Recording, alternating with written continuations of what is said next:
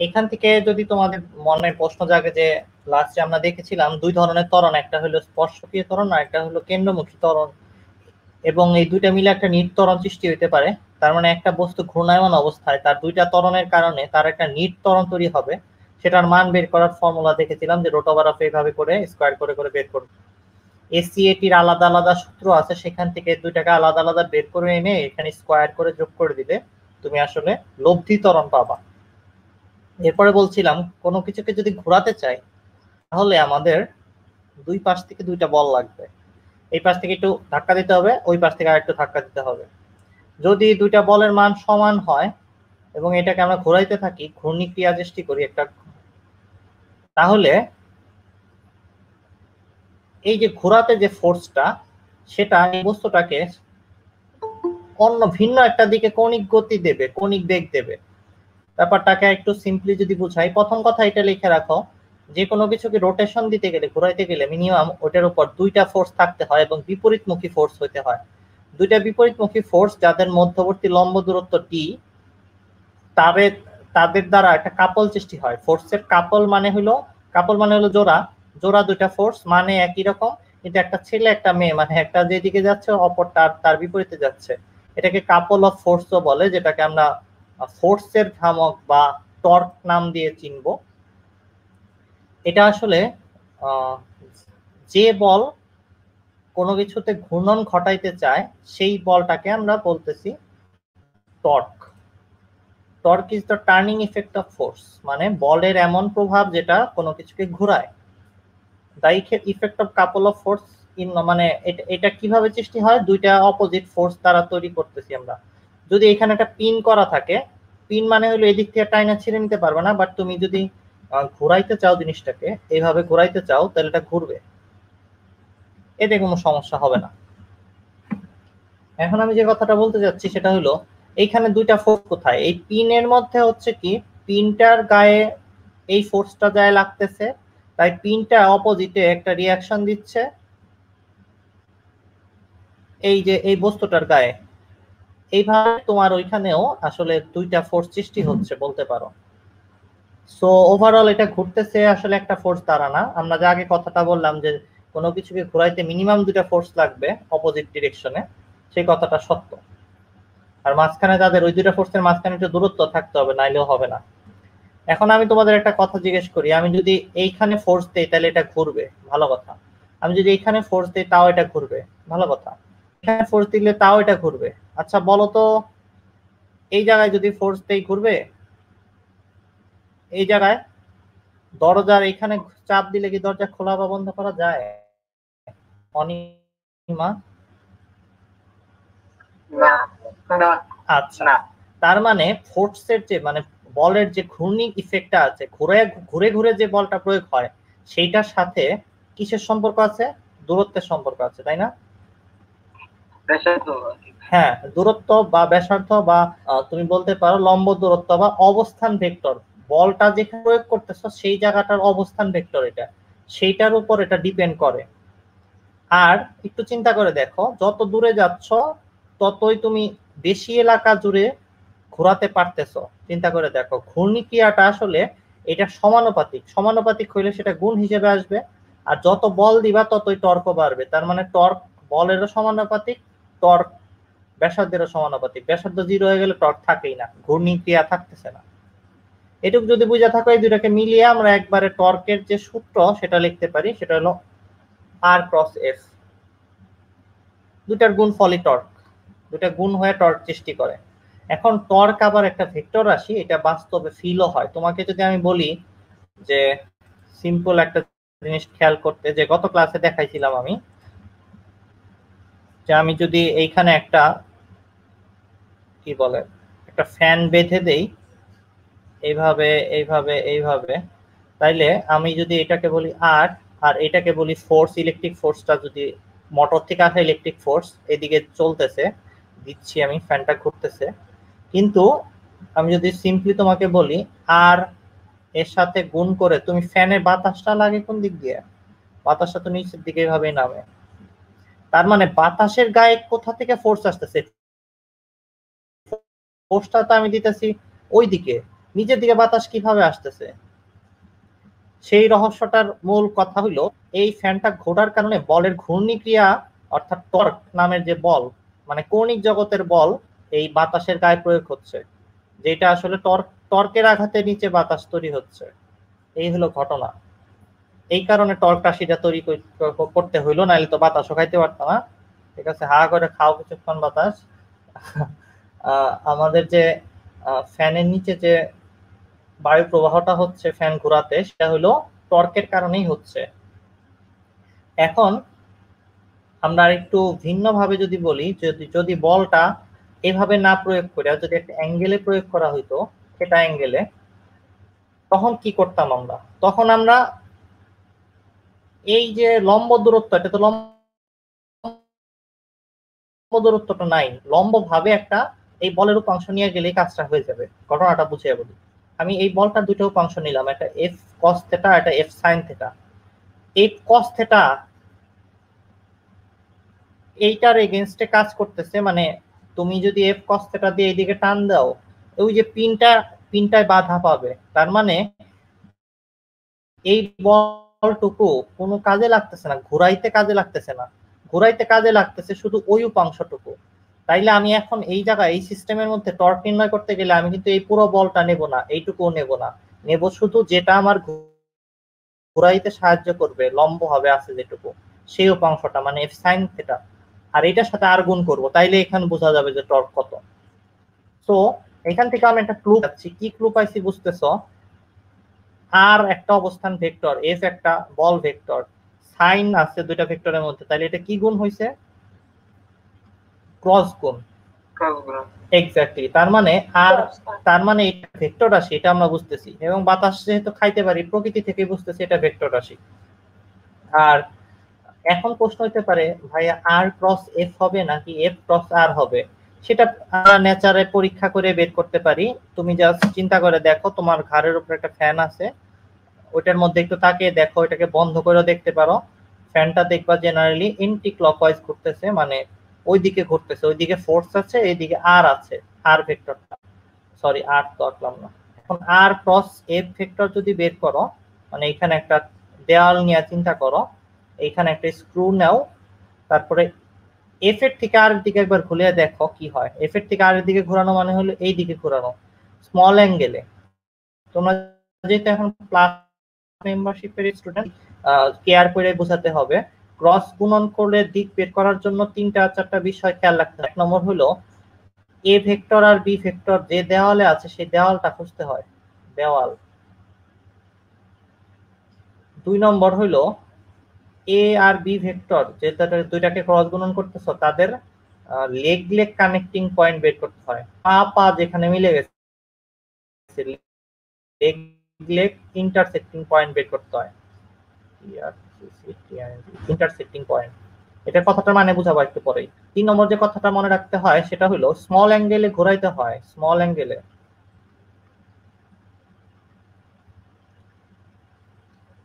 এ cross B থাকলে ঘোরাবা হলো এ থেকে বি এর দিকে, আর বি ক্রস এ থাকলে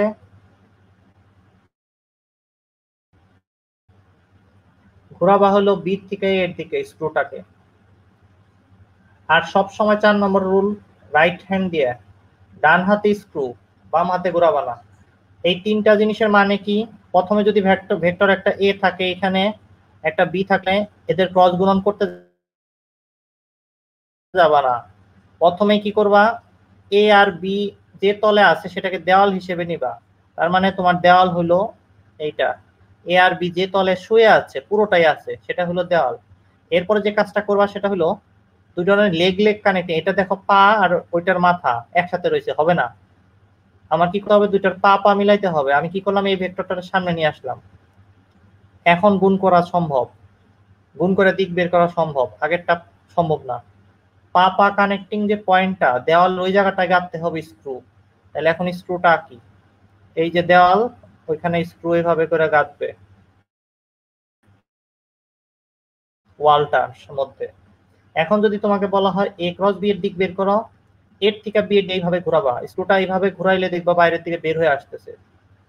একটু করার চেষ্টা করো, জাস্ট নিজের বাসার একটা মানে বাঁকা যদি কোনো কল থাকে, যে রান্নার কলটা এদিকে ঘোরান দিলে দেখবা কলটা খুলে আসে, এটাই এখানে ঘটতেছে। বাসায় যদি ঝর্ণা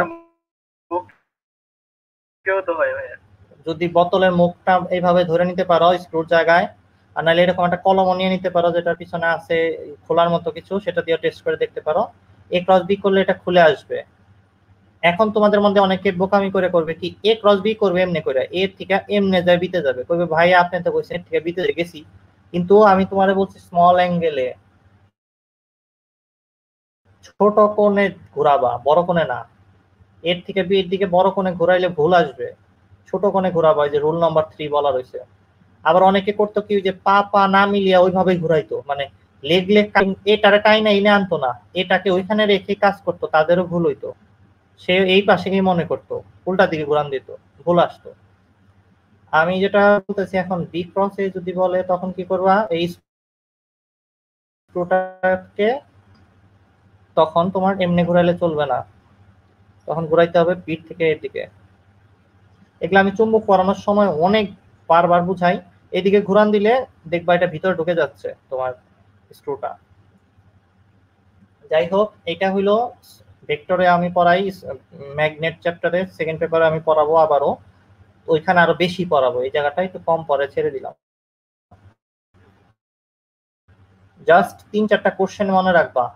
তোমার ওয়াইফ মনে করো বলছে যে তার বাসার একটা জায়গায়, তার রুমের একটা পাশে একটা ছবির জন্য সে একটা ড্রিল করতে বলছে, ড্রিল করার জন্য যে মিস্ত্রি আছে সে আসছে, তুমি ধরো ভুল দেখাই দিলা, দেওয়ালটা জেনে দেখাইছে ডানের দেওয়াল, বলছে তুমি পাশের ওয়ালে ড্রিল করে ফেলছো, তাইলে মনে করো তোমার 7 দিন খাওয়া বাসায় বন্ধ, তোমার সাথে ঝগড়া লেগে যাবে, অনেক বড় ঝামেলা হয়ে যাবে। তাই এই প্রশ্নটার প্রথম উত্তর করে নিবা, স্ক্রু ব্যবহার করতে গেলে আমার একটা ওয়াল লাগবে, দেওয়াল লাগবে। এ আর বি যে তলে ঘুমিয়ে আছে মানে শুয়ে আছে সেটাই হলো দেওয়াল।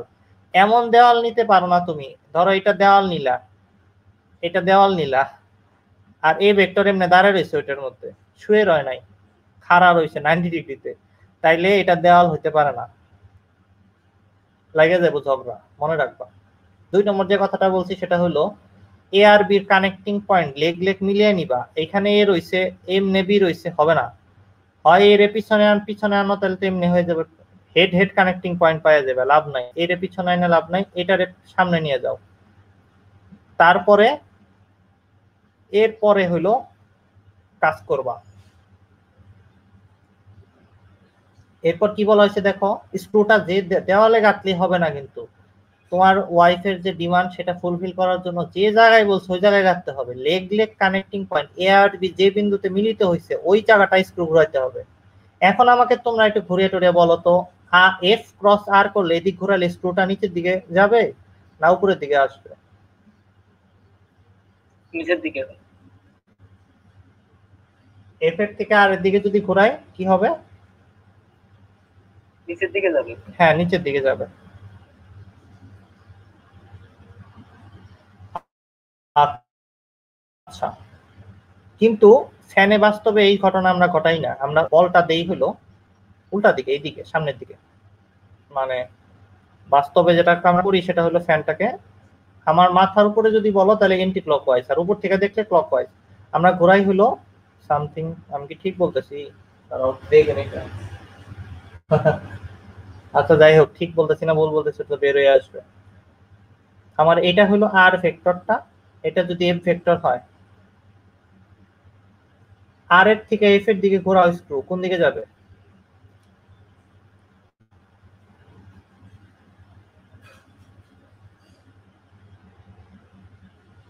হ্যাঁ হ্যাঁ, এটা নিচের দিকে যাবে, তাই না? আর এর থেকে এফ এর দিকে ঘোরানো মানে এমনি ঘোরানো, মানে ঘোরালে স্ক্রুটা নিচের দিকে নামবে, নিচের দিকে বাতাস আছে। জেনারেলি ফ্যানের সেটআপটা এইভাবেই থাকে, আর এইভাবে করেই নিচের দিকে বাতাস তুমি পাও। তাহলে কিসে বাতাস পাও? অ্যান্সারটা আর ক্রস এফ দিলে বাতাসটা নিচে নামে, না এফ ক্রস আর করলে হয়? এটা তো এক্সপেরিমেন্ট করে দেখা যাইতেছে যে নিচে যাওয়ার জন্য এটা সঠিক হচ্ছে, এটা হচ্ছে না। তো এতটুকু কাজ করে বের করে ফেলা যায় যে ঠিক টর্কটা আসলে কোন দিকে কাজ করে। এখন আমরা আসি সামনের দিকে আগাই। টর্ক যদি বের করতে চাই আর ক্রস এফ ভেক্টর ছাড়া, ওই সূত্রটা ছাড়াও, মানে এই সূত্রটা ছাড়া, এটা একটা সূত্র বুঝতেই পারতেছো, এই সূত্রটা ছাড়াও আরেকটা উপায় থাকতে পারে। জেনারেলি বল বের করার আরেকটা উপায় থাকে, কি জানো মনে আছে না? বল বের করার একটা উপায় হলো এফ ইজিক্যাল টু এম এ। এইটাও সেই জিনিস, এফ ইজিক্যাল টু এম এ। কিন্তু কৌণিক জগতে বল হলো টর্ক, কৌণিক জগতে ভরকে বলা হয় জড়তার ভ্রামক, আর কৌণিক জগতে ত্বরণ বা আলফা। তাই এটা কেমনে লেখা যায়? এখন আমি যে একটা কথা বললাম, এটাকেও চিনি এটাকেও চিনি, কিন্তু এটা তো চিনি না, এটা গুড়, তাই না? চিনি আর গুড়। আচ্ছা, আমরা এই গুড়টাকে এখন চিনতে যাওয়ার আগে টর্কের দিক বের করার চেষ্টাটাই দেখানো হয়েছে মাত্র। আমরা শিখে আসছি আর থেকে এফ এর দিকে ঘুরান দিবা স্ক্রু, যে দিকে যাবে, যে আর ওই দিকে গেছে, এফ ওই দিকে গেছে, স্ক্রুটা এইভাবে ঘোরাইতেছে, লোকটা দেখতেছে স্ক্রু ওই দিকে বের হয়ে আসতেছে, টর্কের দিক বের হয়ে গেল। সোজা কথা, একটু আগে ফ্যান দিয়ে দেখছি আমি, এটা বোঝানোর আর কিছু নাই। আর একটা ব্যাপার, টর্ক যেহেতু ওমেগার পরিবর্তনের হার, ব্যাপারটা মনে আছে না? আমরা নিউটনের সূত্র শিখছিলাম, ভরবেগের পরিবর্তনের হার কিসের সমানুপাতিক? প্রযুক্ত বলের। তার মানে কৌণিক ভরবেগের পরিবর্তনের হার, মানে ওমেগার পরিবর্তনের হার, সেটা আসলে কৌণিক ভরবেগের পরিবর্তনের হার, ওমেগার পরিবর্তনের হার, মানে আই আলফা ইজিক্যাল টু কি হবে? টর্কের সমান হবে। তাই তুমি বলতে পারো কৌণিক বেগের পরিবর্তন যদি এইদিকে ঘটে তাহলে টর্ক এইদিকে চলবে, যদি কৌণিক বেগের পরিবর্তন ওইদিকে হয় তাহলে ওইদিকে টর্ক কাজ করতেছে। এটা একটা ব্যাপার, মানে আলফার দিক দেখেও টর্কের দিক বের করতে পারবা। আলফার দিক কিন্তু আগের ক্লাসে বা গত ক্লাসে পড়ানো হয়েছে। এখন আমরা খুব গুরুত্বপূর্ণ জিনিস পড়তে যাচ্ছি আজকের ক্লাসের মেইন টপিক বলতে পারো, মোমেন্ট অফ ইনার্সি বা জড়তার ভ্রামক। জড়তা মানে কি? জড়তা মানে হলো পুরা মানুষ নড়াচড়া করতে চায় না, আবার নড়াচড়া করলে দৌড়াইলে দৌড়াইতে থাকে, থামতে চায় না, বুঝছো? এটারে বলে জড়তা। মানে যেমনে আসো অমনে থাকার প্রবণতা, বস্তুর এই ধর্মটাকে বলা হয় জড়তা। জড় বস্তুর মতো পড়ে রয়েছে বলে না, সেটারে বলে জড়তা। আচ্ছা, আমরা ভর ভর ভর চিনেছিলাম, ভর কি জিনিস বলো? গত ক্লাস পড়ছো মহিমা?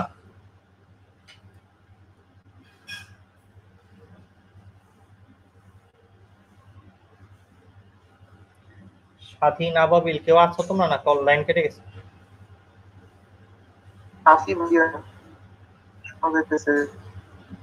লাইন কেটে গেলে বা প্রবলেম হলে ডিরেক্ট কল দিবা, কোনো সমস্যা হলে। ভর কি জিনিস বলছিলাম বলো তো? প্রথম ক্লাসে বলছিলাম ভর জিনিসটা কি।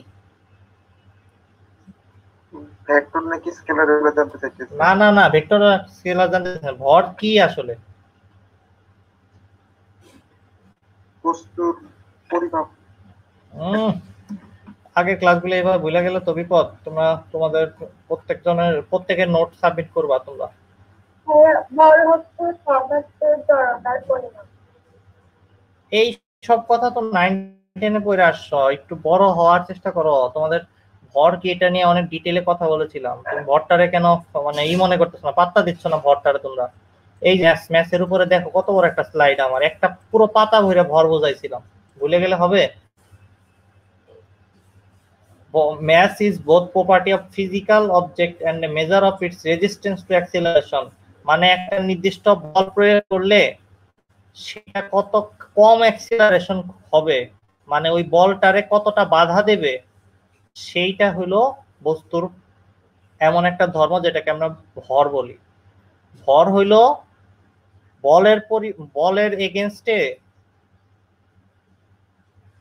কতখানি ত্বরণ হবে সেটার জড়তা বা সেটার ফ্রিকশন বলতে পারো।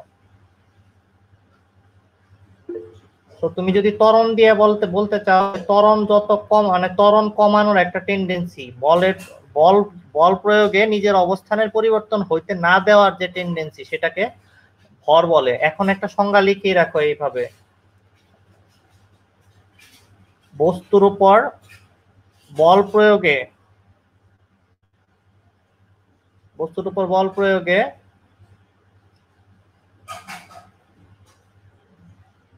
লিখছ, বস্তুর উপর বল প্রয়োগে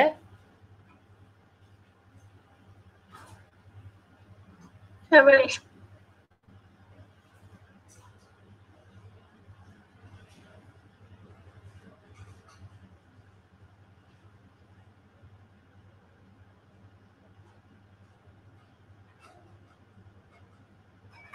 বস্তুর উপর বল প্রয়োগে লিখছো? হ্যালো, জি ভাইয়া লিখেছি।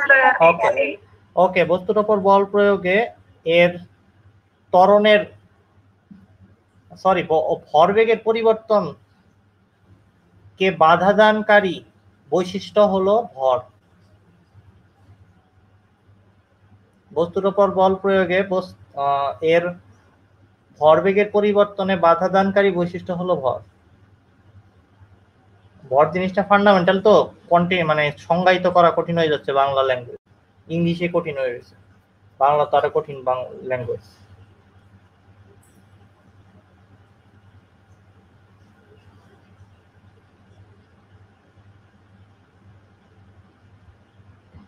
এটা যদি বুঝে থাকো, আরেকটা কথা লিখে রাখো শর্টকাট। একটা ওয়ার্ডে ভর কি জিজ্ঞেস করলে এক ওয়ার্ডে বলবা। কথাটা শুনি নাই, আবার বলো। হ্যালো হ্যালো, কি বললে? কে কি যেন একটা বললো, শুনতে পেলাম না। আচ্ছা, লেখো ভর হইলো, রিপিট করতে বলছিল ভাইয়া। ও আচ্ছা আচ্ছা। বস্তুর উপর বল প্রয়োগে এই ভরবেগের পরিবর্তনকে বাধাদানকারী বৈশিষ্ট্যই হলো ভর।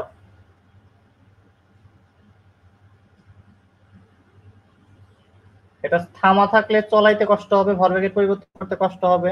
ভর যত বেশি হবে তত বেশি কষ্ট হবে। তার মানে মানে ভরবেগের পরিবর্তন করতে কষ্ট, এটাই হলো ভর। এক কথায় যদি বলো, সরাতে কষ্ট, সরাতে বা থামাতে কষ্ট।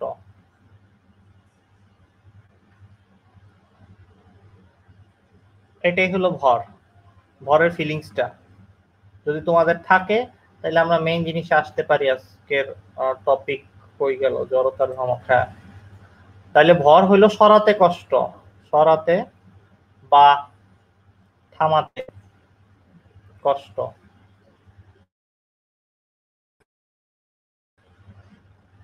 আর জড়তার ভ্রামক হলো ভ্রাম্যমান জড়তা, মানে ঘোরাতে কষ্ট। এক ওয়ার্ডে জড়তার ভ্রামক কি জিনিস? ঘোরাতে কষ্ট। একটা বস্তু যদি রাখতা, তাহলে এটার ভর যত বেশি হয় তত এখান থেকে এখানে সরাইতে কষ্ট হবে।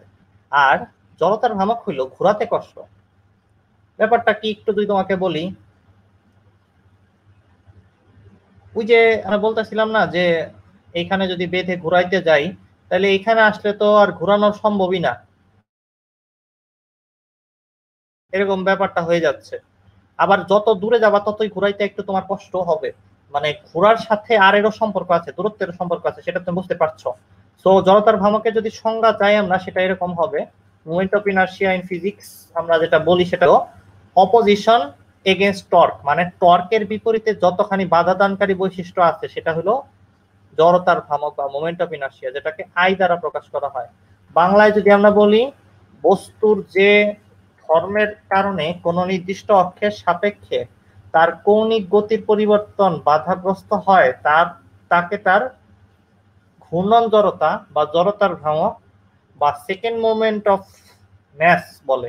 এই কথাটা আবার লিখে রাখো, সেকেন্ড মোমেন্ট, মোমেন্ট মানে ভ্রামক, অফ ম্যাস। এটার একটা কারণ আছে।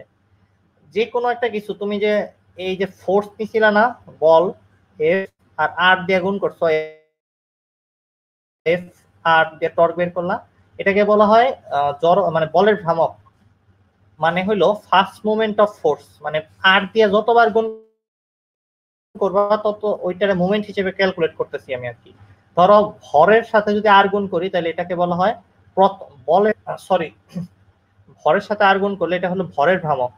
আর ভরের সাথে যদি আবার আর গুণ করো, তাহলে কি হবে? MR square. এটাকে বলা হইতেছে দ্বিতীয় মোমেন্ট, মানে কি বলবো, সেকেন্ড মোমেন্ট অফ ম্যাস। জড়তার ভ্রামক আসলে মূলত সেকেন্ড মোমেন্ট অফ ম্যাস। ভরের দুইবার ভ্রামক নিতে হবে তোমার। এটা কেন হবে সেটা একটু পরে বের হবে। বাট এর হলো সংজ্ঞাটা লিখে নাও। খেয়াল করছো ভরের যে সংজ্ঞা, এটার সংখ্যা কিন্তু একবারে মিলে যাচ্ছে। ভর ছিল কি একটু আগে তুমি লিখছো, ভর হলো একটা বস্তুর মধ্যে বল প্রয়োগের মানে ভরবেগের পরিবর্তনে বাধাগ্রস্ত করার যে প্রবণতা। আর এইখানে তুমি পাচ্ছ কি বলের পরিবর্তে, এখানে কি বলতেছি আমরা আমরা বলতেছি হলো টর্ক, মানে কোন অক্ষের সাপেক্ষে এই যে কৌণিক ভরবেগের পরিবর্তনকে বাধাগ্রস্ত করার যে অ্যাবিলিটি, সেটাকে জড়তার ভ্রামক বলতেছি। আচ্ছা, এটাকে আরেকটু ইজিতে বলা যায়, that not needed for a desired angular acceleration about a rotational Axis. মানে একটা অক্ষের সাপেক্ষে যত বেশি টর্ক দিতে হবে ঘোরানোর জন্য, ততই ঘোরাতে কষ্ট হবে, ততই জড়তার ভ্রামকও বেশি। এখন তাহলে আমারে বলো তো, এইটা এইটা এইটা এই তিনটার মধ্যে যদি আমি এই অক্ষের সাপেক্ষে ঘোরাতে চাই, জড়তার ভ্রামক কোনটার বেশি হবে?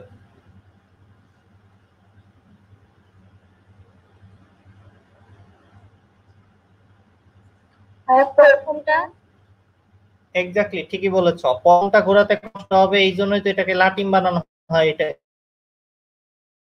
এটা দিয়ে শেষেরটা ঘোরাতে সবচেয়ে কম কষ্ট হবে।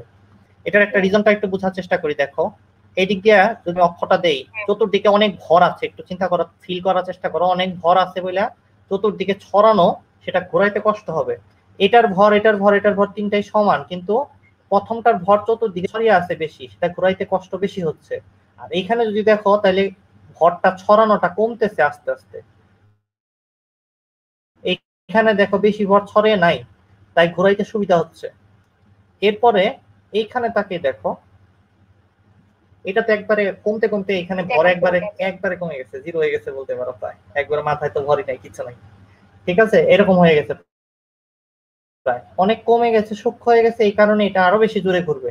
তার মানে আমরা সরাসরি কোনো ফর্মুলা আবিষ্কার করা ছাড়াই জড়তার ভ্রামক জিনিসটা মানে ফিল করতে পারতেছি যে এটা বেশি হবে, এটা তার থেকে কম হবে, লাস্টটা আরো কম হবে।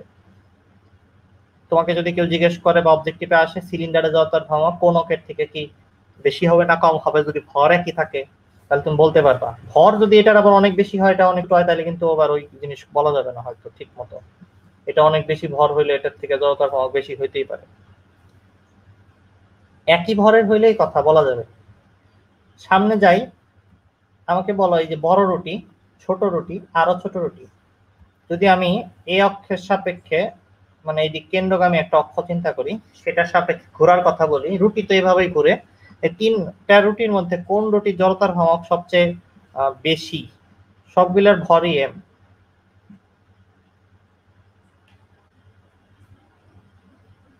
বলো।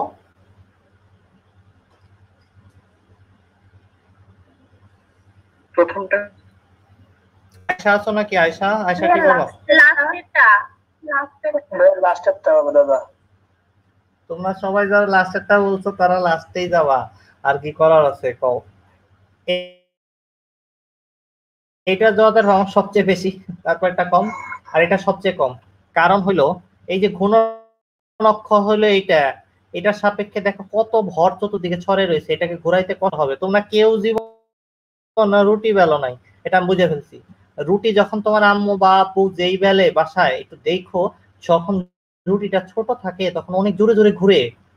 রুটি ছোট অবস্থায় ঘোরানোটা অনেক সহজ, আর একটু বড় হলে তুমি একটু এক্সপার্ট হলে ঘোরাইতে পারবা, কিন্তু একবার প্রফেশনাল লেভেলে যখন তুমি একদম বাজারের লোকজন যারা রুটি বেলে, তারা যদি না হয়ে থাকে, মানে ওই রকম ট্রেনিং যদি তোমার না থাকে, তাহলে তুমি রুটিকে এই সাইজে দেখবা রুটি ছিঁড়ে যায়, রুটিকে ঘোরানোই যায় না, হাত দিয়ে টেনে আবার আটা দুই পাশে দিয়ে সিস্টেম করে আবার ঘুরাইতে হয় এটারে।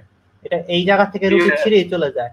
এই রুটিটা সবচেয়ে বেশি ঘুরতেছে মানে কি, টর্কের সাথে সাথে বেশি ভরবেগের পরিবর্তন হচ্ছে।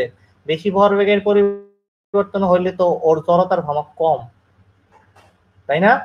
বেশি ঘুরতেছে মানে কি, জড়তার ভ্রামক কম বলে বেশি ঘুরতেছে। জড়তার ভ্রামক বেশি হলে কি হইতো, একটু চিন্তা করে দেখো, জড়তার ভ্রামকে যে F is equal to M A, মানে torque is equal to I alpha, I যার কম, সেম টর্ক দিলে আলফা বেশি হবে না? আই যত বেশি হবে তত আলফাটা কম হবে। যেমন এইটার মধ্যে আই বেশি, জড়তার ভ্রামক এটারই বেশি, তারপরে এটা, তারপরে এটা। তো আমরা এতটুকু বুঝে গেছি, একটা জিনিস বুঝে ফেলছি যে ঘূর্ণন অক্ষ থেকে যে দূরত্বটা আছে সেইটার সাথে আর ভরের সাথে জড়তার ভ্রামক আয়ের একটা সম্পর্ক আছে। এটা যদি বুঝে থাকি তাহলে এখন জড়তার ভ্রামকের বেসিক ফর্মুলা হলো, যদি এম ভরের একটা বস্তু, যদি একটা বিন্দু বস্তু, এম ভরের একটা বিন্দু বস্তু যেটা দূরত্ব হলো আর, বিন্দু বস্তু কথাটা খাতার মধ্যে লেখো। বিন্দু বস্তু বলতে কোনো বস্তু নাই, এটা হলো হাইপোথিসিস। কিন্তু পদার্থবিজ্ঞানে বিন্দু বস্তুর কনসেপ্ট আছে। মানেটা কি? মানে হলো পুরা বস্তুটারে চাইটা সিদ্ধ করে একবারে দুমড়ে মুচড়ে একটা বিন্দু বানিয়ে দেওয়া হয়েছে, এমন ভাবে কল্পনা করতেছি জিনিসটা হয়তো এত বড়ই, কিন্তু আমি একটা জায়গায়, একটা ভর কেন্দ্রে, একটা নির্দিষ্ট জায়গায় আমরা ধরে নিচ্ছি যে ওই ওই ওই বস্তুটা একটা বিন্দু হয়ে গেছে। এই বস্তুটারে একটা বিন্দুর সমান কল্পনা করতেছি, এটাকে বলা হচ্ছে বিন্দু বস্তু। এটা কোনো বাস্তব কিছু না, কাল্পনিক ধারণা, কিন্তু এটা দিয়ে পদার্থবিজ্ঞানের অনেক ফর্মুলাকে অনেক সহজভাবে রিপ্রেজেন্ট করা যায় এবং অনেক ক্যালকুলেশনকে প্রায় মোটামুটি নির্ভুলভাবেই আমরা চালাইতে পারি। এই জন্য আমরা বিন্দু বস্তু বা পয়েন্ট ম্যাস, পয়েন্ট অবজেক্ট, এই জিনিসগুলো ধারণা সৃষ্টি করেছি। দেখো এখন যদি সূত্র বিজ্ঞানী দিতে চায়, বলে আর দূরত্বে আছে, এখন যদি এটা এরকম হয় তো আর তো আসলে ঠিক থাকলো না, তো জেনারেল একটা ফর্মুলা দেওয়া কঠিন হয়ে যাবে। তাই ধরে নিচ্ছে আমি এটা একটা বিন্দু, একটা পয়েন্টে চলে গেছে, ভরটা একটা বড় কিছু না। তো এরকম বিন্দু বস্তুর জন্য টর্কের যে জড়তার ভ্রামকের যে সূত্র সেটা হলো এম আর স্কোয়ার। কিন্তু আমরা এম আর স্কোয়ারটা বুঝি নাই। আমরা এতটুকু বুঝতে পারলাম যে আর আই সমানুপাতিক এম হবে, যত বড় বস্তু হবে, যত বেশি ভর হবে, ততই ঘোরাইতে কষ্ট হবে। আমরা এটাও বুঝছি যে আর এর সাথে সম্পর্ক আছে, যত ছড়ানো বস্তু হবে ততই ঘোরাইতে কষ্ট বেশি হবে, যেমন ওই বড় রুটি কষ্ট হয় ঘোরাইতে। কিন্তু আমরা এটা বুঝলাম না যে আর এর সাথে কেন আরো বেশি সম্পর্ক আছে, মানে আর স্কোয়ার আসছে কেন? তোমরা কি কে বলতে পারবা?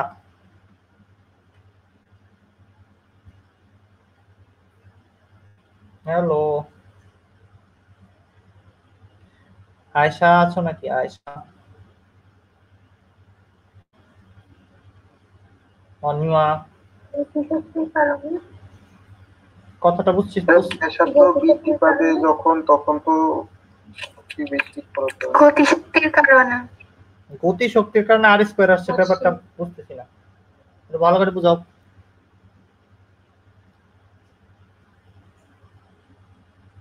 ক্ষেত্রফলের কারণে।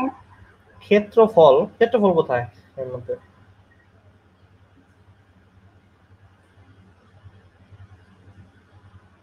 মাথা কাজ করতেছে না তাই না? বইয়ের মধ্যে এগুলা লেখা থাকে, সরাসরি কোনো কারণও নাই, বোঝাও যায় না তাই না? এটা কারণ বের করা যাবে, এক্সপেরিমেন্টাল এবং ম্যাথমেটিক্যাল দুইটাই আমরা বের করতে পারবো। দেখাচ্ছি, দেখো। এটা হলো এইটা কিন্তু বিন্দু বস্তুর জন্য এই সূত্র খাটে, সব বস্তুর জন্য না। পাশে লিখে রাখো সুন্দর করে, এই যে ফর পয়েন্ট ম্যাথ আমি লিখে দিছি, এই যে মাথা ঠিক রেখো। আচ্ছা, এখন আমি যদি বলি, ভাই স্লাইডটা তো দিয়ে দিছেন। হ্যাঁ স্লাইডটা দেওয়া আছে তো, স্টাডি ম্যাটেরিয়ালের ভিতরে দেওয়া আছে। আচ্ছা, এখন যে কথাটা বলতেছিলাম, আমি যদি পরীক্ষা করে দেখি, আলফা মাপি, আলফা মাপা যাবে না, ওমেগার পরিবর্তনের হার বের করাই দেবো, কৌণিক সরণ দিয়ে বের করবো, সমস্যা কি? রেডিয়ান অ্যাঙ্গেল মাইপে ঘুরে দেখতেই পারি। টর্ক আর এফ দিয়ে বের করতে পারবো না? পারবো। আচ্ছা, আলফা আর টর্ক যদি বের করতে পারি, তাইলে আমি এই দুইটারে বসাইতে পারবো। এবং বাস্তবে আমি কি ধারণা করছি, এম আর হইতে পারে, মনে করো এম আর হইতে পারে অ্যান্সারটা, সাথে একটা কনস্ট্যান্ট হইতে পারে, কিছু একটা হইতে পারে। আমি এটারে বিজ্ঞানীর মতো চিন্তা করতে শেখাচ্ছি তোমাদের জাস্ট। এখন আমি এটা দিলাম সামথিং 2, ওইটা দিলা, ওইটা আসলো সামথিং 1.5, বাকি এটা যা সেটা দিয়ে আমি দেখলাম যে এম আর দিয়ে তারপর যেটা কে আসে কনস্ট্যান্ট, সেটার মান আর এর সমান আসতেছে প্রায়। তাহলে আমি কি বুঝুম বলতো? কে এর মান যদি আর এর সমানই আছে সব সময়, তার মানে কে বলতে কিছু নাই, কে এর মান আসলে 1, কিন্তু আর ইয়ার একটা দেওয়া লাগবে এনে। আমি ভুল করতেছি চিন্তা করার ক্ষেত্রে, বিজ্ঞানীরা এইভাবে চিন্তা করতো। তুমি তো বিজ্ঞানী না, তুমি মূর্খ আমার মতো, তো তুমি একটু সহজভাবে চিন্তা করতে পারো। কিন্তু বিজ্ঞানীরা কিভাবে চিন্তা করে, সেই সায়েন্টিফিক মাইন্ডসেট মাইস্টার ডিফেন্ডের ছাত্রদের থাকা লাগবে। সো আগে বলছি তোমরা বাংলাদেশে অনেক স্পেশাল। সো এটা এইভাবে তাই দেখালাম জিনিসটা কিভাবে করা যেতে পারে। বাট আমরা এটা সহজেই করব। টর্কের যে সূত্র আছে এটা বসাই তো আরএফ, আলফার যে সূত্র আছে alpha a is equal to R alpha, এটা আমরা একটু আগে কিছুদিন আগেই পড়েছি, দেখা লাগবো না কি আবার মনে আছে? এ টি ইজ ইকুয়াল টু আলফা আর পড়ছিলাম আমরা। কই কই এই যে এখানে পড়ছিলাম, এই যে প্রমাণটা ছিল, এই যে এ ইজ ইকুয়াল টু আলফা আর, এখান থেকে তাহলে আলফা মানে এ বাই আর, সেটা আমরা বের করতে পারি বা লিখতে পারি, সেটাই লিখবো এখন। এই যে লিখছি, আলফার পরিবর্তে এ বাই আর লিখছি। এখন আমি কিছুই করব না, just F is equal to আমাদের জানাই আছে কি, F is equal to M A বসাই দাও, এফ এর পরিবর্তে এম এ বসাই দেওয়ার পরে এই এ কাটাকাটি করো, তাইলে দেখো এখানে এম আর আর ওই পাশ থেকে একটা আর আসতেছে, এম আই এর মান বের হয়ে যাবে, আই এর মান বের হয়ে গেছে এম আর স্কয়ার, বুঝছো বাচ্চারা? আমরা তাহলে বুঝতে পারলাম যে আলফার পরিবর্তনের সাথে যে বাধা দানকারী বৈশিষ্ট্য আছে আই, সেটার মানটা কত হবে সেটা আমরা টর্ক এবং আলফা দুইটার যেহেতু আমরা সংজ্ঞায়িত করে মানটা বের করে জানি সবকিছু, তাই আমরা I is equal to M R square এটাও বের করতে পারি খুব সহজভাবেই। তো তুমি জাস্ট চিন্তা করতে পারো যে যে টর্ক সমানুপাতিক হলো আলফা, টর্ক যত বাড়াবা ততই এই খাইছে, এই তো আলফা লেখা শেখানো দরকার। এই আলফা হলো এরকম হয়, সমানুপাতিক হলো সমান সমান এভাবে দিবা, তারপরে ওই জিনিসটা এইভাবে হয়, মানে সরি এই দুইটা সমান হয়, এগুলো হলো কনভেনশনের ব্যাপার। সমানুপাতিকটা এখানে সমান্তরাল হয়, আলফা হইলে এই অ্যাঙ্গেল দুটা মিলবে না, মানে আলফা হইলে এমনি যাবে না, এই দুটা কোন একটা আরেকটার সাথে ছেদ করবে, সমান্তরাল হবে না, লম্ব টাইপের হবে বা অন্য কিছু 45 ডিগ্রি হইতে পারে। আর আরেকটা জিনিস যেটা দেখা দরকার সেটা হলো এই যে আলফার সমানুপাতিকের পার্থক্য জানলা, আর এটা এটা তো আমি বারবারই বলছিলাম, এটা হলো এক্স স্কয়ার, এক্স স্কয়ার না। এটা যদি আমরা বুঝে থাকি, কি যেন বলতেছিলাম, যে টর্ক জিনিসটা সমানুপাতিক হবে আলফা এর, এটা আমরা বুঝি, কিন্তু টর্কের সাথে একটা বস্তুর এমন একটা ধর্ম যেটাকে আমরা বলতে পারি ঘূর্ণিভর বা জড়তার ভ্রামক, যেটাকে আই বলে, সেটার সম্পর্কটা এরকম হবে, কারণ বাধা তো এইটাই যেটা আলফার এগেনস্টে যাবে, টর্ক প্রয়োগ করতেছে কিন্তু আলফা হচ্ছে না, তার মানে জড়তার ভ্রামক অনেক বেশি, টর্ক সম্পূর্ণটা আলফা আয়ে চলে যাচ্ছে, আলফা বাড়াইতে পারতেছে না, ঘুরাইতে পারতেছে না জিনিসটা। এখন আমরা জড়তার ভ্রামক বের করার জন্য কিছু প্রসেস শিখবো, তার আগে জড়তার ভ্রামকের পয়েন্টের জন্য যে সূত্র, বস্তুর সূত্র, বড় বস্তুর ক্ষেত্রে কেমনে খাটাবো সেটার একটা অ্যানালজি বোঝাই। এই লোকটা যদি, এটা আমাদের কার কে, এটা স্বাধীন নাকি নাকি কে আবাবিল, কে এটা শুভ নাকি কার মতো দেখতে? বলো না কেন?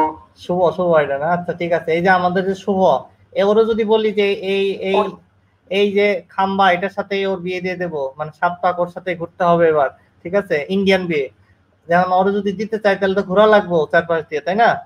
তো ও যদি ঘুরতে চায়, একটা বিন্দু বস্তু হইলে তো আমরা ঘোরার সূত্র এম আর স্কয়ার বুঝছি, কিন্তু এই বস্তুটা হইলে এই যে পুরো আমাদের যদি শুভরে ঘুরাই এই এই মেয়ের সাথে, ঠিক আছে, এই অক্ষ বরাবর, ঠিক আছে, তো তাইলে কিন্তু ঝামেলা হয়ে যাবে গা। কি ঝামেলা হবে? আমরা ফর্মুলা খুঁজে পাবো না, এম আর স্কয়ার করে। তো যদি আমি চিন্তা করি যে শুভর বিভিন্ন অঙ্গ প্রত্যঙ্গের দূরত্ব নেই, ধরো এটা হলো মাথা, মাথার ভর হইলো m1, এটা হলো বডিটা, মনে করো ভর হলো m2, এই যে এক পায়ের ভর মনে করো m3, আরেক পায়ের ভর মনে করো f4, এইভাবে করে ওর বডির বিভিন্ন পার্টস এর আলাদা আলাদা একটা বিন্দু চিন্তা করব, বলো যে এটা একটা বিন্দু, এটা একটা বিন্দু, এটা একটা বিন্দু, এটা একটা বিন্দু, প্রত্যেকটা বিন্দু বস্তুর জন্য তো সূত্র জানি এম আর স্কয়ার। তো আমি করব কি, এই মাথার জন্য, বডির জন্য, আচ্ছা থাক, ওর গায়ে না থাক দেখ ঝামেলা হতে পারে। আচ্ছা, তো প্রত্যেকটা একটু আইডিয়া করে বলতে পারবে না তোমার কথাটা কি বলতে চাচ্ছি? তাহলে পুরো বস্তুটা যত রকম কি হতে পারে? সমষ্টিটা হবে। গুড, ভেরি গুড, সবগুলা যোগ করে দিব তাহলে হবে। আচ্ছা আমাকে আরেকটা প্রশ্নের উত্তর দাও তো। এই যে আমি বললাম ওইটা একটা মাথাটা একটা বিন্দু, মাথা তো বিন্দু না, আমি তো মাথা তো বিন্দু না। মাথাটা যদি আরো একটু ছোট ছোট টুকরা করা যেত, একটা সেল নেওয়া যেত, তাইলে একটা বিন্দু হইতো, তাই না? মাথাও তো আসলে বিন্দু না। তাইলে আমি যে কথাটা বলতে যাচ্ছি সেটা কি তোমরা এগ্রি করো কিনা? এই এই যে শুভর বডির ছোট ছোট আরো বেশি ছোট ছোট পার্টস যদি আমরা চিন্তা করতাম, আরো বেশি এখানে সামেশন করতাম, তাইলে কি জড়তার ভ্রামকটা আরো ভালো বেরোতো না? আচ্ছা, তাইলে আমরা এই কারণে লিখছি এনটা টুকরা করে শুভর এই যে কি বলে, শুভ কি আছে? দাদা আছে আছে পেঁয়াজ টুকরা করলে থাকে কেমনে ভাই? না সেটাই আমি বলতে ভাবতেছি, এটা শুভর মনে করো যে মোমের মূর্তি, ওই যে কি জানো কি জাদুঘরে থাকে, সেটা মনে করো। কারণ এই শুভর মূর্তিরে ধরো ছোট ছোট টুকরা করে, বা শুভর জন্মদিনের কেক মনে করো এটা, সেটা আমরা অনেক ছোট ছোট, যত ছোট টুকরা করবো তত বেশি বন্ধুরে খাওয়ানো যাবে আর কি, তত ভালো জড়তার প্রভাব বেরোবে। ছোট ছোট টুকরা না হইলে, মানে অনেক বেশি টুকরা হইলে আমরা এটাকে এইভাবে লিখবো না, একটু স্টাইল করে লিখবো summation of mi/ri square. i এর মান 1 থেকে n পর্যন্ত, n এর যত বেশি মান হবে তো ভালো কাজ করবে। আরো ভালো যদি লিখতে চাই কি লিখবো জানো? তোমরা যদি একটু বড় হয়ে থাকো তাহলে একটু পরেই হয়তো ম্যাথে শিখবা। এই যে চিহ্নটা, সামেশন চিহ্নটারে একটু উপরে নিচে যদি টান দাও তাহলে একটু বড় হয়ে যাবে, স্প্রিং এর মতো এরকম দেখা যাবে, ওটাই বলে ইন্টিগ্রেশন।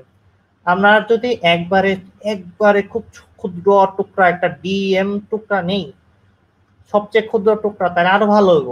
সেটাকে লেখার টেকনিক হলো এটা। তো এই যে আমি যে অ্যানালজিটা বুঝাইলাম, এটা আসলে ইন্টিগ্রেশন দিয়ে তোমার বই ভাবে লেখা আছে। আসলে কিছু না, ইন্টিগ্রেশন মানে যোগজীকরণ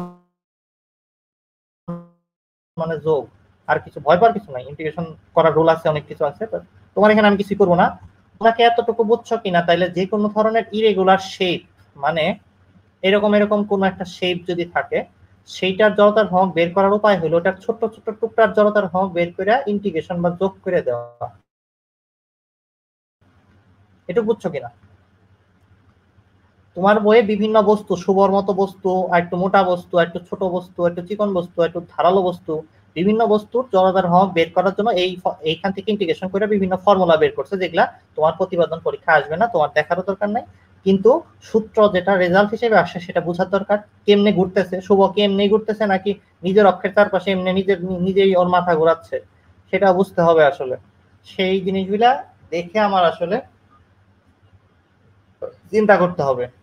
মানে হাত পাখা হাতে নিয়ে তুমি কি পাখাটারে ঘোরাচ্ছ না নিজের মাথাটারে ঘোরাচ্ছ, সেটা সেটা বুঝতে হবে, তাই না?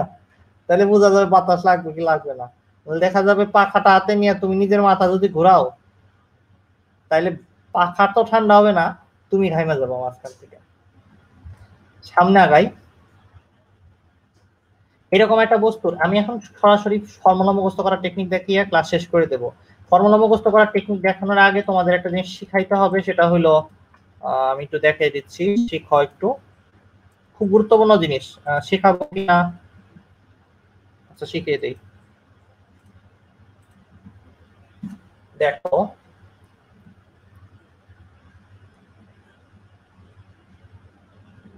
এটা মনে করো সামথিং এক্স ওয়াই জেড অক্ষ দিয়ে তোমাকে জাস্ট আমি 3D কিউবটা চিন্তা করাচ্ছি, আর কিছু না। তোমাকে আমি দুইটা রুল শেখাবো, রুল 1, রুল 2। প্রথম যেটা কথা বলবো সেটা হলো, যদি সুন্দর করে লেখো আর কি, তোমরা যদি শুয়ে পড়ে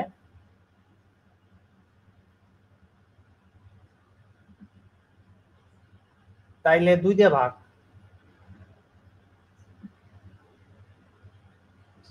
কেউ দাঁড়িয়ে আছিল বললো তাহলে 2 দিয়ে ভাগ। আর রুল 2 খুব কার্যকরী রুল, এটা দিয়ে অনেক ফর্মুলা মুখস্থ হয়ে যাবে অটোমেটিক।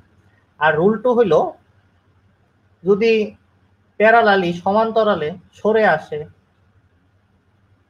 জেনে আসিল থেকে অন্য জায়গায় দাঁড়াইছে আর কি, সমান্তরালে সরে গেছে, সরে গেলে তুমি করবা কি, সংখ্যার সাথে এক যোগ করবা, +1 করবা, এটাই রুল। একটু সহজভাবে বুঝিয়ে বলি জিনিসটা কি বললাম, একদম সহজ কথা, তোমাদের অ্যাপ্লাইও করা শেখাবো এখন।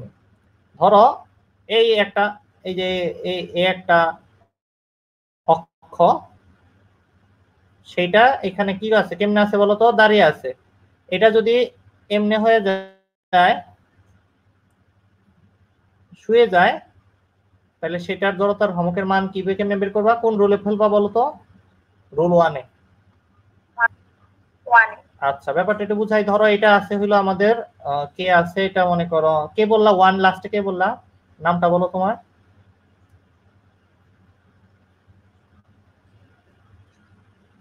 হ্যালো। হ্যাঁ ভাইয়া, শব্দ। ও আচ্ছা, সরি, শবনম, খেয়াল করতে সরতে পারিনি। এখন এই শবনমের এস, এটা হলো এস হইলো মনে করো যখন দাঁড়িয়ে ছিল, তাইলে এখন এই বরাবর s/2 হবে জড়তার ভ্রমক, শেষ। সহজ একটা জিনিস দেখাইলাম। আবার এখন যদি বলি তোমাকে যে এই বরাবর সরে আসছে, শুয়ে পড়ে নাই, সমান্তরালে আছে, সরে আসছে, প্যারালালি এই বরাবর এতটুকু দূরত্ব চলে আসছে। এইবার যদি এটা হয় আয়সা, তাহলে এটা কি হবে, না একটু ভালো করে বোঝাই, 3 মনে করো, তাহলে ওইটা কি হবে, ডিজিট আছে 3, 3 এর সাথে 1 যোগ করে লিখবা 4 আয়সা। ওকে, আচ্ছা, যদি 3 না থাকতো, অন্য কিছু থাকতো, তোমরা কি যোগটা করতে পারতো না? 1 দিয়ে যোগ করা তো ক্লাস 5-এ, সরি 3-তে শিখছোই, এটা কঠিন কিছু না, তাই না? যদি বলি 2/3 আছে, তাহলে যোগ করতে পারতো না? 2/3 + 1 কত হয়?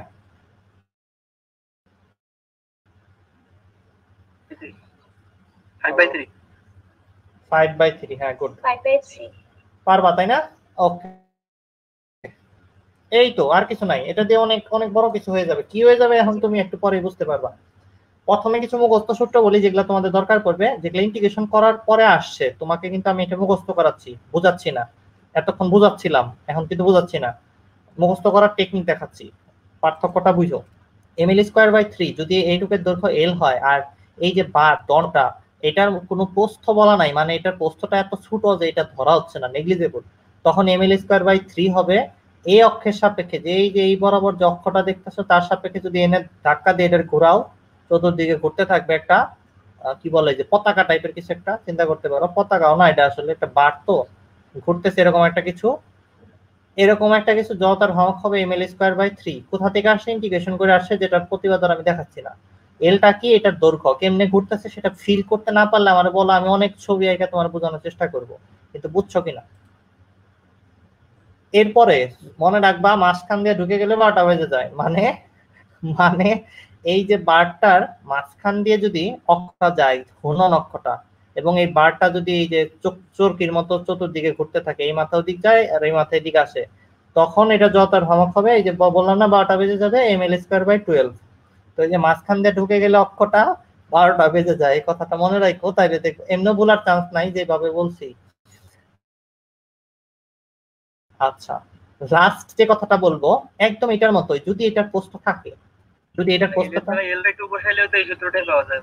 এক্স্যাক্টলি, ওটা সমস্যা নাই, এটা বসায়ও না, বাদ দাও। এখন এল আর বি যদি আমি বলি, এল আর বি, সেটা যদি আমি বলি যে এটা বিটাও আছে, প্রস্থ আছে, তাহলে আমি কি করতে পারি, জাস্ট এইটার সাথে l² সাথে b² যোগ করে দিবা, ওই বরাবর একটা আছে, চিন্তা করো যে এই বরাবর একটা ছোট পাতের মতো আছে, আবার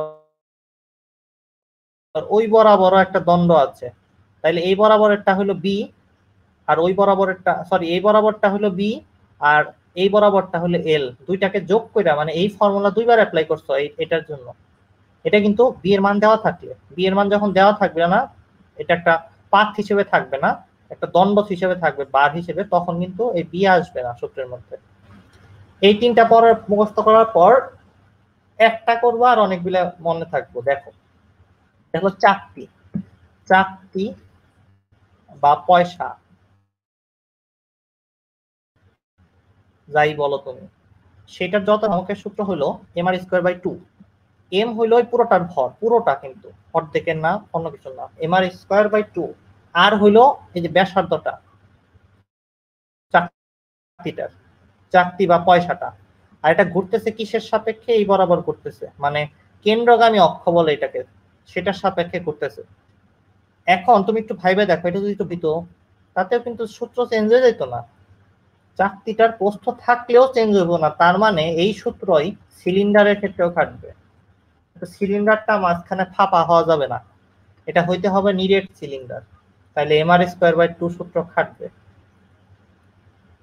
এটার জন্য যে সূত্র, এটার জন্য একই সূত্র।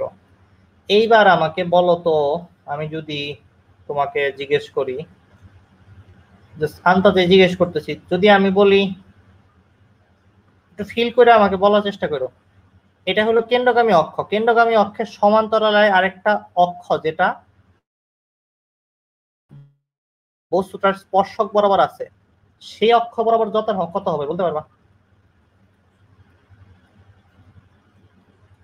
একটু আগে রুল শিখাইছি, রুল তো এটা, পাশে সরে গেছে কি করতে হয়? যোগ করতে হবে। তো হাফের সাথে এক যোগ করতে পারবা না, mr² বাদে চিন্তা করবা, প্লাস mr²। হ্যাঁ, তাহলে কত হবে? Plus mr²। কি বলছো? 3/2 mr²। হ্যাঁ এই তো, এই যে এতক্ষণে ঠিক আছে, 3/2 mr², এটা ঠিক আছে। আচ্ছা আমি যদি বলি এটা মানে ই করেছে, মানে এই বরাবর আমি যদি বলি এই চাকতিটার যে ব্যাস আছে, ব্যাস, ব্যাস বুঝো তো, একটা বৃত্তের এই বরাবর হইলো ব্যাস থাকে, ব্যাস তো বৃত্তের গায়ে শুয়ে থাকে, আর চাকতির ব্যাস বরাবর যে অক্ষগুলা সে বরাবর যদি বলি, সেটা বলতে পারবা না, এটা রুল 1, শুয়ে পড়ছে। হ্যাঁ, ভাগ দিতে হবে। আচ্ছা mr/4। হ্যাঁ এই তো, তাহলে তো পারো, এই যে ব্যাস বরাবর হইলে mr²/4। এই যে এখন আরেকটু ক্রিটিক্যাল প্রশ্ন করি, তুমি এটা তো জানো, এবার ব্যাস বরাবরটা জানো, এবার ব্যাস থেকে সরে যদি এই পাশে নিয়ে আসি, এই যে এই পাশে যেটাকে বলা হইতেছে, কথাটা একটু লিখে নাও তোমরা, কেন্দ্রগামী অক্ষের লম্বভাবে গমনকারী স্পর্শক, এটা কথাটা লিখছ, কেন্দ্রগামী অক্ষের, কেন্দ্রগামী, প্রশ্নে অনেক ক্রিটিক্যাল বাংলা লেখা থাকবে, কষ্ট হবে, বাংলায় এমনি কঠিন জিনিস। কেন্দ্রগামী অক্ষের সাথে লম্ব ভাবে গমনকারী, কেন্দ্রগামী অক্ষ হইলো ওই জয় বরাবর, এটার সাথে লম্ব, লম্ব না শুধু লম্ব হওয়ার পরে আবার কি স্পর্শক, লম্ব হয়ে গমনকারী স্পর্শক, এটা না, বুঝছো ব্যাপারটা? এটাকে আরেকটা ভাষায় বলা যাবে, কি বলা যাবে জানো? কেন্দ্রগামী অক্ষের সাথে লম্বভাবে গমনকারী স্পর্শককে আরেকটা কথা বলা যাবে, ব্যাসের সমান্তরাল স্পর্শক। লেখো কথাটা, ব্যাসের সমান্তরাল স্পর্শক। আচ্ছা আমাকে কেউ বলতে পারবা, যদি এখন তোমরা কি দুইটা ভাষাই বুঝছো, একটু খুব ভালো করে বুঝো, আমি কিন্তু কথাটা কি বলতেছি দেখো, এটা মনে করো আমাদের Y axis, X Y 3D ফিলিংস থাকতে হবে, খুব ভালো ভিজুয়ালাইজেশন না হলে এইসব জিনিসে সূত্র মুখস্থ থাকলেও কিচ্ছু করতে পারবা না, বিপদে পড়বা খালি। আমি বলতেছি এই যে চাকতিটা এই জায়গায় রয়েছে, মনে করো এই ওয়াই অক্ষটা কি, ওয়াই অক্ষটাই হলো এই যে এইটা, এখন এটার সাথে যদি লম্ব বরাবর একটা অক্ষ বলি, সেটা কি হবে? এই যে সামথিং জেড অক্ষ হবে না, এটা হবে না? আর এই বরাবর জেড অক্ষ বরাবর যদি একটা স্পর্শক আঁকি, সেটা কি হবে তাহলে? এই বরাবর একটা স্পর্শক আঁকলে কি হবে সেটা? সেটাই এইটা, যেটার নাম বললাম আমি কি, কেন্দ্রগামী অক্ষ, এটার সাপেক্ষে লম্বভাবে গমনকারী স্পর্শক। কথাটা বুঝছো? বুঝলে ল্যাঙ্গুয়েজ মুখস্থ করতে পারবা, না বুঝলে ল্যাঙ্গুয়েজ মুখস্থ করা কঠিন। আর এখন আরেকটা যেটা বললাম, একই জিনিস, একই জিনিসের নাম, এই যে ব্যাসের সাথে সমান্তরালে যাওয়া স্পর্শক, ব্যাসের সমান্তরালে স্পর্শক। যার ভিজুয়ালাইজেশন পাওয়ার ভালো সে খুব ভালো বুঝতেছো, আর যার মানে ওই আইডিয়া করার অ্যাবিলিটিটা কম, তার খুব কষ্ট হইতেছে এটা বুঝতে। কিন্তু আমাকে কেউ একজন যদি বলে দিতে পারো পৃথিবীতে কোথায় এই মালটা দেখছো, তাইলে সবাই বুঝে যাবা। এটা কি বলো তো? এইভাবে ঘুরে কি? হাত পাখা। Good, very good. এটা হাত পাখা। নাইস, হাত পাখা। এইবার আমাকে বলো তো তুমি এটা জানো, এটার থেকে এনে সরে গেছে, এটা দিয়ে এটা বের করে দেখাও, হাত পাখার জন্য যত ভাগ বের করে দেখাও, বলো কি হবে?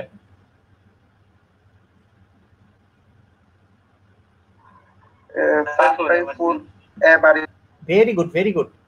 শিখে ফেলছো, রুল শিখে ফেলছো, মানে একটা মুখস্থ করছো, দুইটা হয়ে গেছে অলরেডি। এবার আরেকটা হয়েছে তো, আরেকটা বলছিলাই যে এই বরাবর যেটা, এটার নাম কি? এটা কি লিখবো আমরা? এটা হইলো হাইপোথেটিক্যালি চাক্কাও বলতে পারো, বাট চাক্কা জেনারেলি এটাকে ধরবো, চাক্কা বললে এটা অ্যাপ্লাই করবো, গাড়ির চাক্কা। এটা বলতে হবে কেন্দ্রগামী অক্ষের সমান্তরাল স্পর্শক। এটা লম্ব না, কেন্দ্রগামী অক্ষেরই সাথেই সমান্তরালে আছে এটা। পারবা না লিখতে?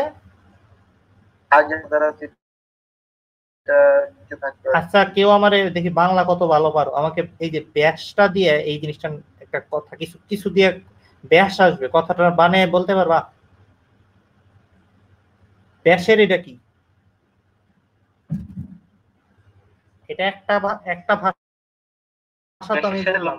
হ্যাঁ, ব্যাসের সাথে লম্ব বরাবর গমনকারী স্পর্শক। নাইস, তোমরা তো আসলে ভালো ছাত্রছাত্রী, বুঝিয়ে ফেলছো তার মানে অনেকখানি। Very good. এই দুইটা লাইন লিখে রাখো, ব্যাসের সাথে লম্বভাবে গমনকারী স্পর্শক, অথবা কি জানো, কেন্দ্রগামী অক্ষের সাথে সমান্তরালে গমনকারী স্পর্শক। এটা বরাবর যদি ঘুরে তাহলে কিরকম ভাবে ঘুরবে এটা একটু চিন্তা করো। আজব ভাবে ঘুরবে, কিন্তু এভাবে কোনো কিছুই জেনারেলি ঘুরে না। এটা একটা চুম্বককে আরেকটা চুম্বকের মধ্যে এভাবে রেখে দিলে এভাবে ঘুরানো সম্ভব আর কি। দেখবে এমনিও এইভাবে রোটেট করতেছে। এইভাবে অনেক কিছুই ঘুরে। আমরা যদি কিছু বলি যে ওই যে এখানে যদি একটা নাগরদোলা থাকে, কিছু মাথাকে এমনি এমনি ঘুরে, এরকম কিছু আছে, থাকতে পারে।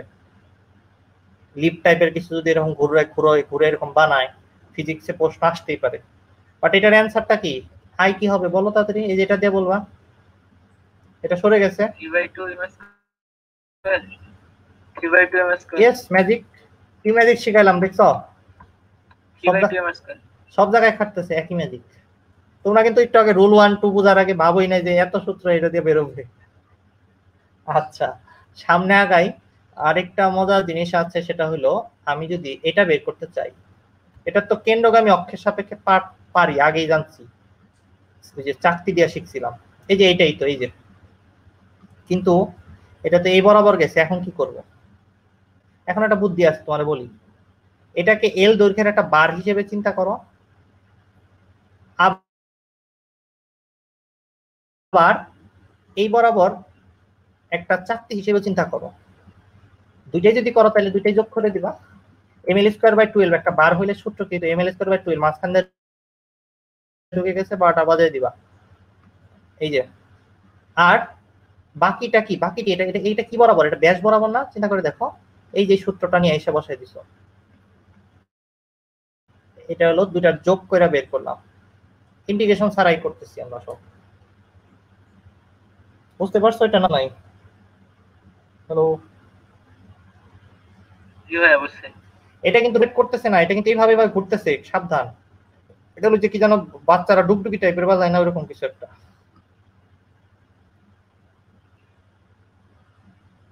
এবার আরেকটা সূত্র শিখবো, তারপর তোমরা আমার সবগুলো বলবা।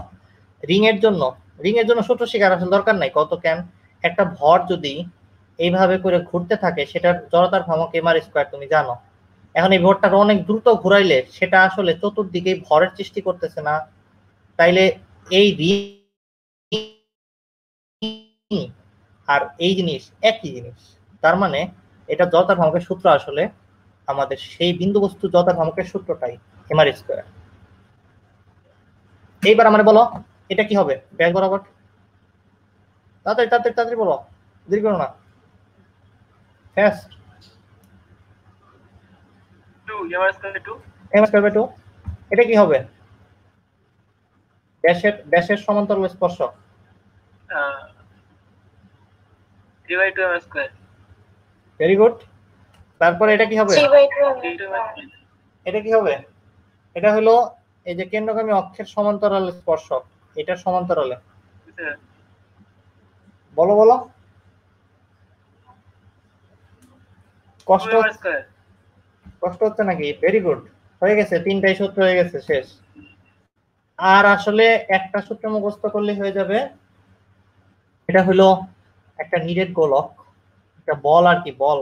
সচিন টেন্ডুলকার শট করেছে, বা শোয়েব আক্তার, সরি এখন কি একটা বলার কে আছে ভালো, আমাদের সাকিব আল হাসান স্পিন করতেছে বল, সেই বলটা বুমরা না, আচ্ছা ঠিক আছে, এখন বুমরা যে বল স্পিন করতেছে, সেই বলটা কেন্দ্রগামী অক্ষের সাপেক্ষে যদি ঘোরার চিন্তা করো, তাহলে 2mr²/5 হবে এটার ফর্মুলাটা।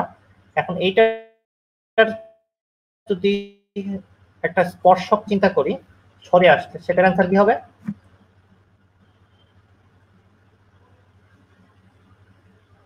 বলো। 7/5 গুড, ভেরি গুড।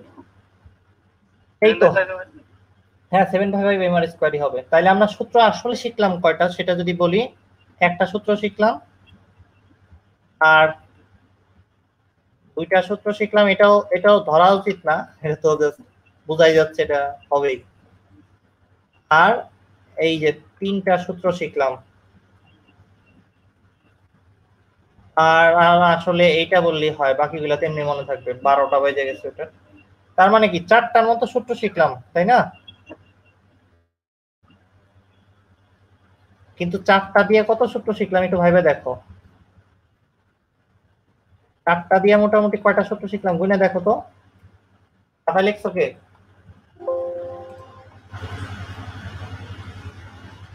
হ্যালো,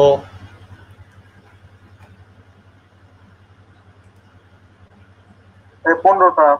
15টা, 4টা দিয়ে 15টা, চার ঢেলে 15 পাখি মেরে দিয়েছি। ঠিক আছে, পাখিটাকে মারার দরকার নাই। আমরা কিন্তু মজার কাজ করলাম অনেক। জড়তার ভ্রমকের সূত্র মুখস্থ করতে মেডিকেলের স্টুডেন্টদের, জেনারেলি যারা মেডিকেলের পড়াশোনা করে, তাদের অনেক কষ্ট সহ্য করতে হয়। কিন্তু এই 4টা দিয়ে যে 15টাকে আমরা একটা ছোট্ট একটা শর্টকাট নিয়ম চূড়ামি করে বের করতে পারি, সেটা দেখাই দিলাম। এই শর্টকাট নিয়মের সীমাবদ্ধতা আছে অনেক। এটা কিন্তু এই যে ফর্মুলাগুলা, মানে কেন্দ্রগামী অক্ষ থেকেই চিন্তা করে তুমি যদি কাজটা করো, তাহলে এই সূত্রগুলো সঠিক হবে। অন্য একটা কিছু মনে রাখলা তাইলে কিন্তু হবে না। কেন্দ্রগামী অক্ষের থেকেই শুরু করবা, ফর্মুলাগুলো যেভাবে আমি শিখাইলাম ওইভাবে করে আগাবা ওই সিকোয়েন্সে, তাইলে সব মনে থাকবে, কোনো ঝামেলা নাই। আর ওইটা যেটা টেকনিক বলছি ওটা কিন্তু চোরামি, ওটা কিন্তু আসল টেকনিক, মানে আসল কিছু না, নকল জিনিস। কিন্তু নকল বুদ্ধি দিয়েও সবকিছু করা যায়। ওকে, এটা হলো তোমার জন্য ভুলে না যাও, ওই জন্য তোমাকে দেখানো হলো। ওটা কিন্তু কোনো রিয়াল লজিক্যাল কোনো ডেরিভেশন না, যে আমি তোমার রুল 1 রুল 2 শেখাইলাম, যেটা ওটা চোরামি ছিল। এখন কিছু যে কথা বলতে চাচ্ছিলাম সেটা হলো, আমাকে সিম্পল কিছু করে দাও তোমরা একটা কাজ।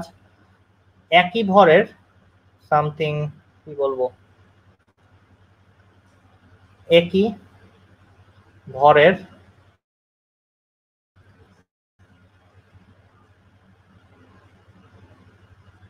তোমার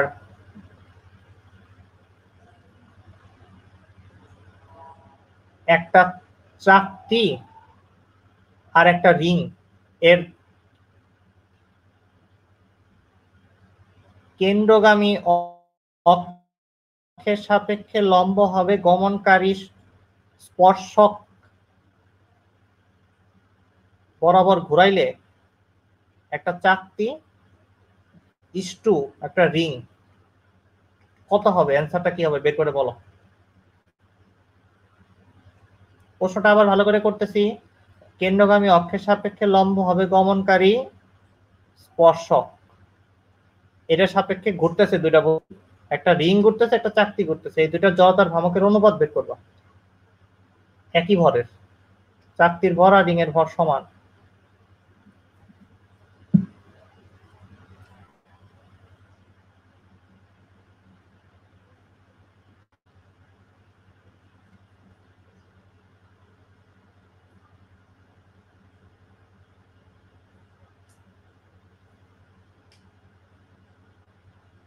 পারছো করতে?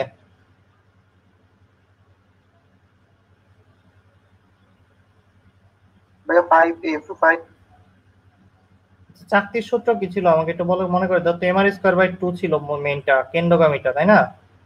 2 এর সাথে 4 কইরা এটা 4, হচ্ছে ভাইয়া 5 mr² 4। হ্যাঁ 5/4। আর রিং এরটা 2 এম আর স্কয়ার নাকি? 2 mr²। এই না, ভুল বলতেছো।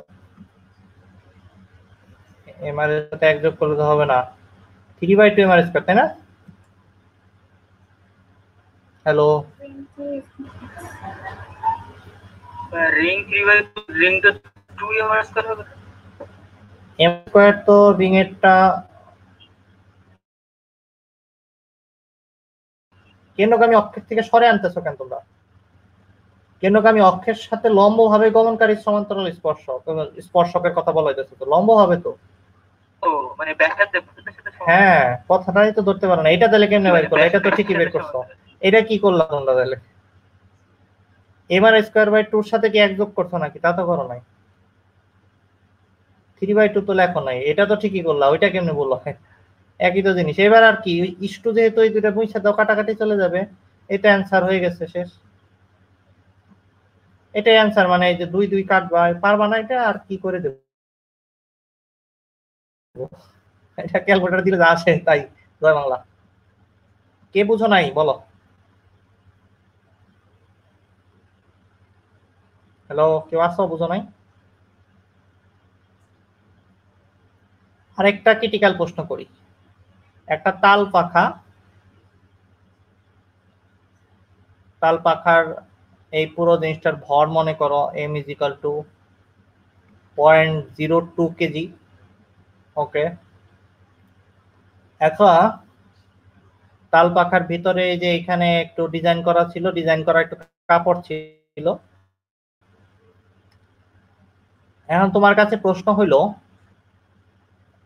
যদি এই কাপড়টা ছিঁড়ে যায় মানে না থাকে, তাইলে তাল পাখার জড়তার ভ্রামক 3%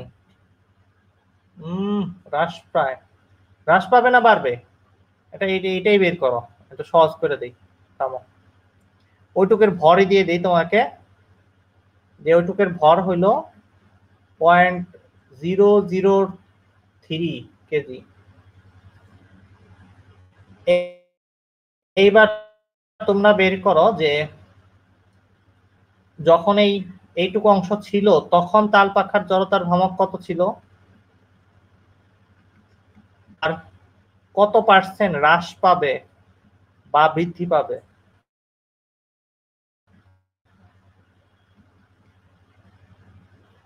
যদি আমি বলে দেই এটার মোটামুটি ব্যাসার্ধটা ধরে নাও, আর 2 কেসে আর সেমি রাখো, সমস্যা নাই, আর ধরে দাও 2 মিটার। এত বড় পাখা, 2 মিটার বড় হয়ে গেল অনেক। যাই হোক, সমস্যা নেই, ইউজ করো।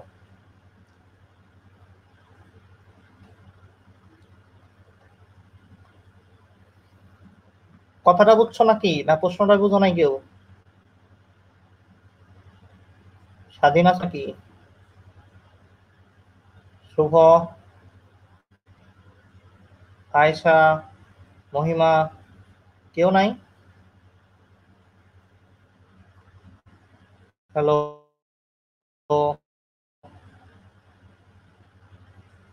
ভাই পার্থক্য না ভাই প্রশ্নটা বুঝি নাই। প্রশ্নটা বুঝিয়ে বলতেছি আবার। করতে হবে তোমাকে। কত পার্সেন্ট হ্রাস বা বৃদ্ধি পাবে আগের তুলনায়?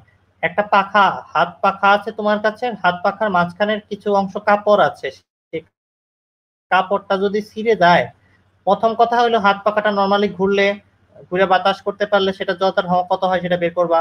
তারপরে করবা কি, এই যে ভরটা বিয়োগ করে দিবা, আর এরপরে যা থাকে সেই জিনিসটার জড়তার ভ্রামক আবার বের করবা।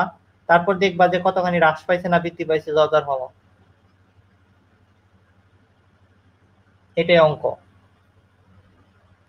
পাখার ভেতরের কাপড়টুকু ছিঁড়ে গেলে কি হবে? 0.2 সামথিং কি বৃদ্ধি পাইছে নাকি হ্রাস পাইছে?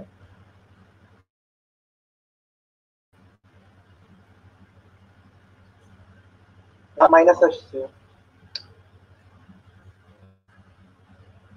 বৃদ্ধি বা হ্রাস সেটা বলো। মাইনাস প্লাস তা তুমি কি ধরছো, আমি কেন বলবো? মাইনাস বলতে রাশি তো পাইছি। তা তো জানি না। মাইনাস বলতে হ্রাস পাইছে, এটা তুমি ধরছো কিভাবে? সাইন তো তোমার কথা বোঝো না কেন? অনেকে ডান রে প্লাস ধরে, বাম রে মাইনাস ধরে।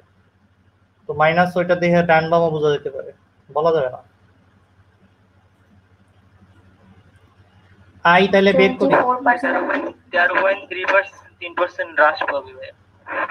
আচ্ছা যাই হোক, 13.3%। এম আর স্কোয়ার বাই 2 ছিল, ওইটারে দিলে 4 আসে, তাহলে 5/4 এম আর স্কোয়ার, তাই না? এটাই তো সাল পাখার সূত্রটা ছিল। ঠিক ঠিক লিখছি না ভুল লিখছি? ভুল লিখছি না, এটা ভুল লিখছি না তো? 3/2 ভিতরে তো খালি না, তাহলে 3/2।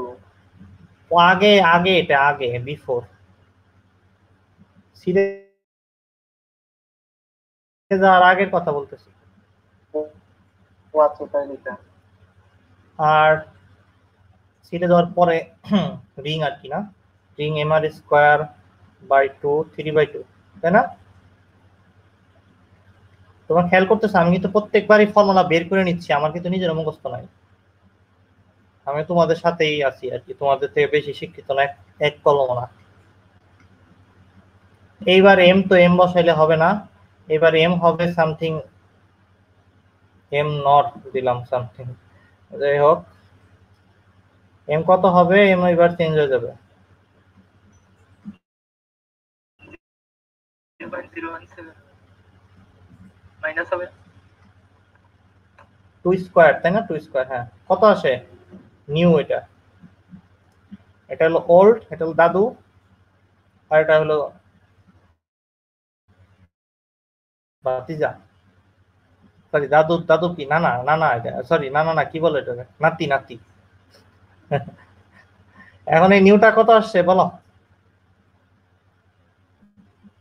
অনেক দ্রুত ক্যালকুলেটর চাপার অভ্যাস করো বাচ্চারা।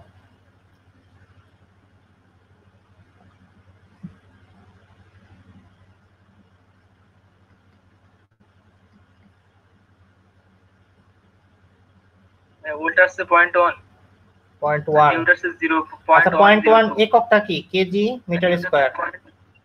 আর পয়েন্ট 0.0 কি কইলা? 0.102।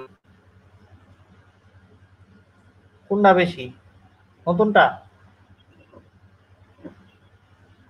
এই কিছু একটা ভুল করতেছে মনে দুটাই তো হচ্ছে বেশি মনে হয়। আমার কাছে, তা মনে হচ্ছে না কেন লেগে যেন। 5/4 3/2 থেকে কত বড় বা কত কম?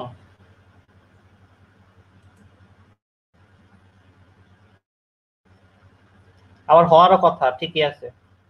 আচ্ছা যাই হোক, যাই আসছে ওটাই সঠিক। তারপর আমি এটা ক্যালকুলেটর আমার কাছ থেকে যদি চালাই দেখি, অন্য কেউ কি কিছু আসে না? তোমরা কেউ কিছু কি এটা ক্যালকুলেশন চাপতে পারতেছো না নাকি? কেউ কিছু বলতেছো না কেন?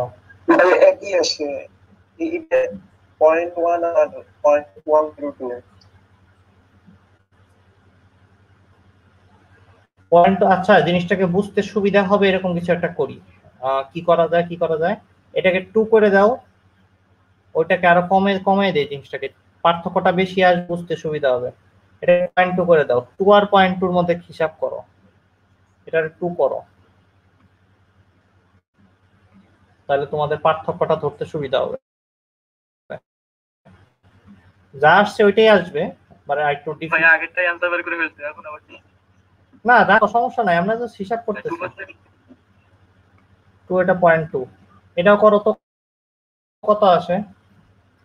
আগেরটা ঠিক আছে, সমস্যা নাই, আগেরটার অ্যান্সার বের করলো, এটা ঠিক আছে, ওইটা রেখে দাও। আমি আরেকটা অঙ্ক করতে বলতেছি জাস্ট। আগেরটা ঠিক আছে, নো প্রবলেম। আসলে মাইনাস আসছে মানে কি, তোমার প্রথমটা 10। প্রথমটা 10, পরেরটা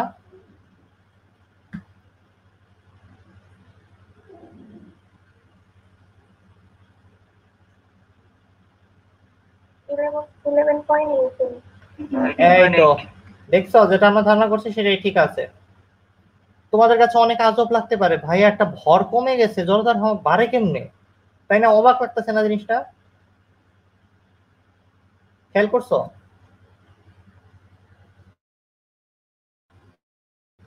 হ্যালো, কথা বলো না কেউ। হ্যালো, আচ্ছা এটার কারণ ব্যাখ্যা করো এবার। এইবার আসল জায়গায় আসো, কত পার্সেন্ট বাড়ছে এটা বলতে পারবা? এটা তো বলা খুব সহজ, তাই না? জাস্ট আগেরটার থেকে বিয়োগ করে দেখবা, তারপরে যে এমনি করে বের করবা। এই যে কেমনে বের করবা, ওই যে 11 - 10, যে কোনো 9-10 এর বাচ্চা জিজ্ঞেস করবা যে আগেরটা এই যে কেমনে পার্সেন্টেজ বের করে, এরকম কিছু করে, তাই না? এমনি করে বের করবা আর কি। এটা আমি কইতে চাচ্ছি না কেমনে করে না করে, আমার পার্সেন্টেজ বের করার নিয়ে এটা শিখানো আমার উদ্দেশ্য না। আমি নিজেও শতকরার অঙ্ক তেমন পারতাম না ছোট, ঠিক আছে? আগেরটা থাকুক, এটাই থাকুক, তোমরা বুঝলা একটা জিনিস যে নতুন তারিখ কমে যাওয়ার কথা ছিল কিন্তু বেড়ে যাচ্ছে। তোমাদের পরীক্ষা হলে মনে হবে যে কোথায় ভুল করছে, অনেক কষ্ট হবে, অনেক চিন্তা ভাবনা হবে, তাই না? কিন্তু আমি তো দেখতেই পাচ্ছি যে এইখানে যদি ভর না থাকে, এই জিনিসটার মধ্যে দিয়ে মাঝখান দিয়ে হাওয়া বের হয়ে যাচ্ছে, এটার ঘুরানো অনেক কঠিন হয়ে যাবে। তাল পাখা নাইলে সবাই মাঝখানে কাপড় না দিয়ে বানাইতো যদি ভালো ঘুরতো। ভালো ঘুরেও না, ভালো টর্ক জেনারেট করে না, ভালো তোমার ওমেগাও জেনারেট করতেছে না। এই এই কি বলে, পুরো জিনিসটাই আসলে পাখা না। এটা তো পাখা না, পাখা ছিঁড়ে গেছে।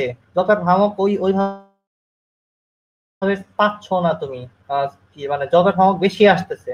জড়তার ভ্রামক বেশি আসার মানে এটা ঘুরতেছে কম, কথাটা বুঝো। একই পরিমাণ টর্ক দিচ্ছ, টর্ক তো বল, তাই না? টর্ক হলো ঘূর্ণি বল, বল একই দিচ্ছ কিন্তু পাখাটা কম ঘুরতেছে, কারণ এটার জড়তা বেড়ে যাওয়ার কথা। মাঝখানে ছিঁড়ে গেলে ঘোরাইতে কষ্ট বেশি হবে, এটা দেখেই বোঝা যাওয়ার কথা। তোমাদের যেটা কনফিউশন লাগতেছে ওইটা আরো বেশি কনফিউজ করার জন্য তোমাদের এই অঙ্কটা দিছিলাম। এইবার বলো, জড়তার ভ্রামক কি রাশি? আজকের শেষ টপিক, আর কিছু পড়াবো না, তাড়াতাড়ি বলো। জড়তার ভ্রামক কি রাশি? ভেক্টর রাশি। ভেক্টর রাশি, স্কেলার রাশি। স্কেলার রাশি। আচ্ছা, যারা ভেক্টর বললা, কেন ভেক্টর রাশি মনে হলো তোমার? কোন দিকে এটার কাজ করতেছে? দিক আছে এটা কোন দিকে? ও ভাই, বলের ভ্রামক ভাবছি। জড়তার ভ্রামক কইছি? হায় হায়, কি কও তোমরা! বলের ভ্রামক তো অবশ্যই ভেক্টর রাশি, ভালো করে লিখে রাখো। বলের ভ্রামক ভেক্টর রাশি। আলফা একটা ভেক্টর রাশি। বলের ভ্রামক টর্কের দিক বের করা শেখাইলাম, তোমরা যদি কও এটা ভেক্টর রাশি না, তাহলে তো একবার মাথায় বাড়ি। হ্যাঁ, জড়তার ভ্রামকটাকে বলের ভ্রামক ভাবছি, এজন্য বলছি ভেক্টর রাশি আর কি। আচ্ছা আচ্ছা, যারা ভেক্টর রাশি আরো আরো কয়জন যে বলছো, তারা তো 2 জন নাকি 3 জন বলছো, তোমরা একটু বলো এটা ভেক্টর রাশি কিভাবে?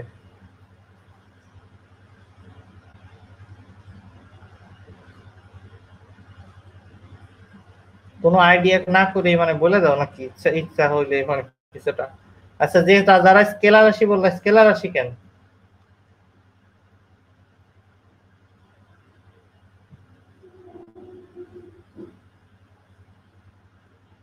বলো? কোন পক্ষে বিপক্ষে যুক্তি দাও। হ্যালো, জি ভাইয়া। বলো স্কেলার রাশি কেন? এখানে ভর আর দ্রুত দুটোই তো স্কেলার, এজন্য।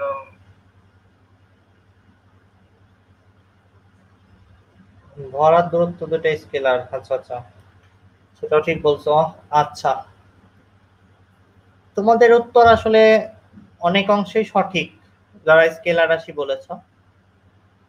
যদি আমরা 2 ডাইমেনশনে চিন্তা করি, 3D তে চিন্তা না করি, আমাদের অ্যানালাইসিসটা হিসাবটা যদি 2D তেই রাখি, কোনো কিছু ঘুরলে সেটা হিসাব 2D তেই যাবে, 1D তে তো থাকবে না, এটা শিওর। ঘুরাইতে গেলেই XY 2 অক্ষ বরাবরই চলাচল করতে হবে, রোটেশনাল পোলার অ্যাক্সিসে যেতে হবে নাহলেও। এখন যেটা বললাম, 2 ডাইমেনশনে যদি চিন্তা করি, এটা একটা স্কেলার কোয়ান্টিটি। কারণ কারণ এই বরাবর একটা মানে একটা এক পাতার মধ্যে চিন্তা করো, 2D যেটাকে বলে, একটা টেবিলের মধ্যে এই এই স্পেসে ঘুরতেছে জিনিসটা, এটার আই আছে mr², এটা একটা স্কেলার রাশি। কিন্তু যদি এটা 3D তে যায়, এটা আসলে স্কেলার রাশিও না, ভেক্টর রাশিও না, এটাকে বলা ম্যাট্রিক্স কোয়ান্টিটি। এটা একটু বড় সরল রাশি, ম্যাট্রিক্স মানে স্কেলার আর ভেক্টর